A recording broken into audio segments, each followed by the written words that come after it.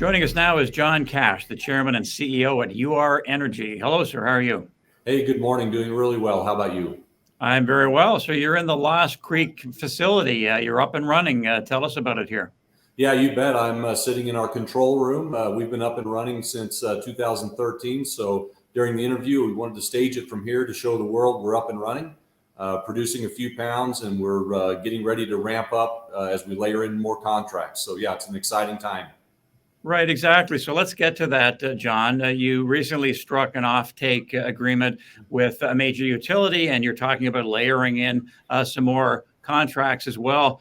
So what is it you want to have in place in order to ramp Lost Creek to full capacity? Yeah, you bet. So before we pull the trigger and ramp up, we would really like to have approach an economy of scale, 500,000, 600,000 pounds. Of course, it depends on the price we get in those contracts and the term as well. So all those three issues we got to consider when we make a ramp up decision. But we're ready to go. We've got the guys on site now. We've got about 29 employees. We need to do a little more hiring, but we are getting ready.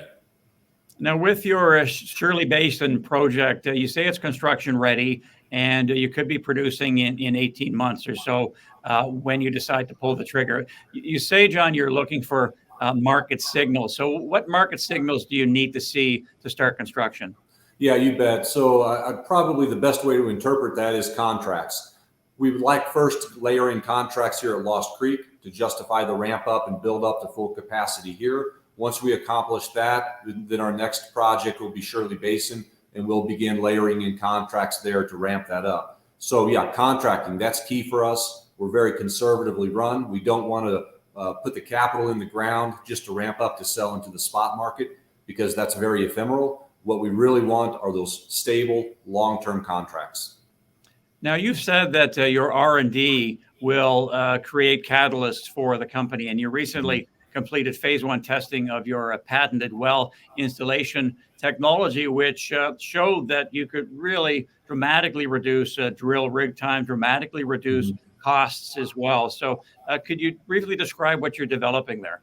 Yeah, research and development is at our heart here at Your Energy. We really focus on that. We think it's important for the industry and for the company. And yeah, a couple of days ago, we did a press release on our technology that we've patented for a well installation and casing technique.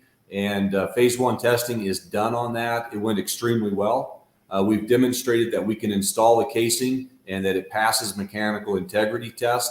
And we're showing that we have a dramatic reduction in drill rig time, about a 75% reduction in drill rig time during phase one testing. And we believe we can do even better than that. But that's a great start. And now we're moving on to phase two. We'll be testing the flow rates and development methodologies to make sure that we can maintain the flow rates that are consistent with conventional. But right now, based on phase one results, looks like we've got a cost savings about $2.50 all the way up to maybe $3.50 a pound. But we'll know the final results as we go through phase two and put that research and development to bed. And we'll be announcing results to the public here in the coming months. And we're excited about that. So, John, if you can eventually, ultimately use this technology full time, how much of a game changer would that be? And also, what's the potential for licensing your tech? Yeah, you bet. So keep in mind that when we were up producing 2013, 14, 15, in those years, our C1 cash cost at the mine site is a little over $16 a pound. And we believe we can get back to that. So that's kind of our starting point in the $16 range. And if we can deduct $2.50 to $3.50 a pound from that, that really puts us in a really strong competitive position, even starting to approach globally low-cost production out of Kazakhstan. We're starting to get into their terrain as far as cost of production on C1. So it makes us more competitive. It makes us more profitable with the contracts that we have, or the contract we have in place already. But yeah, we believe the technology can be used across the entire in situ sector, whether that be copper, lithium, or any of the salts like potash that are being recovered with in situ. And so we're looking forward to licensing that technology to other mining companies going forward. I think we've got good opportunity there. Back to Shirley Basin, construction is going to cost about $30 million. You say at last report you've got about $37 million in the coffers. So are you going to use that money for that, or do you have some financing options, a combination of the two? Yeah, you bet. So cash position last quarter, like you said, $37 million.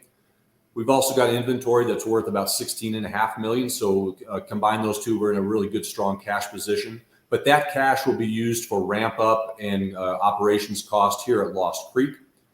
We'd like to get revenue positive here and then move to Shirley Basin and start using those revenues from Lost Creek to advance the Shirley Basin project. There's a good chance before we get Shirley Basin ramped up, and potentially even before we get Lost Creek ramped up, that we'll be out raising money. That could be through a loan process like we've done in the past, or it could be through an equity raise. But right now we've got a very good, strong cash position, and we're not looking to do a raise. But that does bring in M&A into the discussion.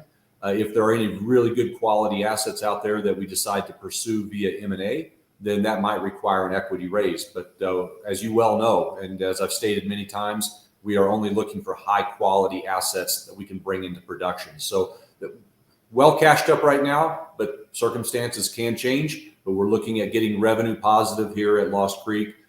First deliveries into contracts the second half of 2023. And John, you mentioned that 16 million in inventory, 320,000 plus pounds that you're ready to sell. And you've put in a bid to the Department of Energy Uranium Reserve to help supply that. Have you heard back on that? When do you expect to hear? So they've delayed the process a couple of times recently, but the most recent update from the Department of Energy is the validity on the bids that us and other companies have made is through December 15th. So we expect to hear back from them by December 15th. So within a couple of weeks, we're expecting to get an answer. All right, very good. Now, generally in the sector, John, with uranium in the United States, can you describe the tailwinds that have really come about the last year or so from the government, from the Sprott ETF? Yeah. Describe the environment right now.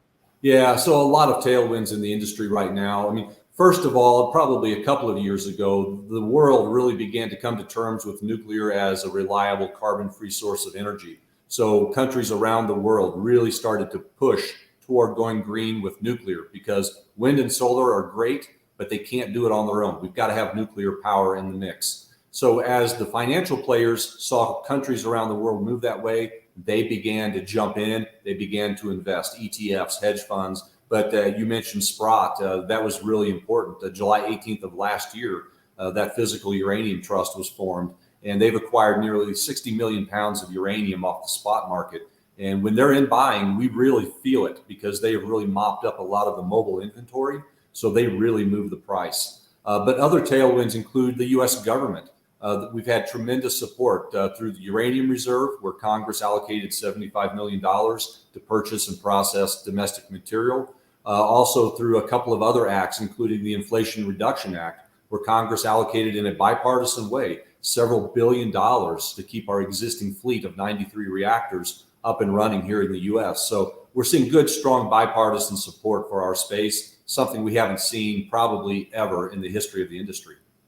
And lastly, John, you're already producing. You want to ramp up production. You've got Shirley Basin construction ready. So compared to peers, do you think, and for investors as well, do they need to know and understand that you've really de-risked a lot of your company compared to some others that are earlier stage? Would you agree with that? That's part of the investment opportunity? Yeah, absolutely. Not only from a technology perspective, because we've produced a lot of pounds, nearly 3 million pounds in the recent past. So we've proven we can put it in the can.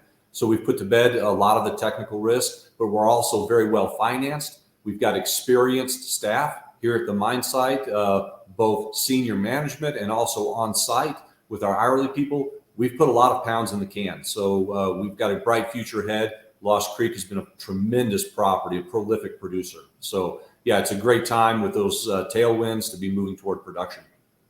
All right. Thank you, John. We'll be watching your news flow. Take care. We'll talk to you soon. All right. Thank you. John Cash, the chairman and CEO of Your Energy.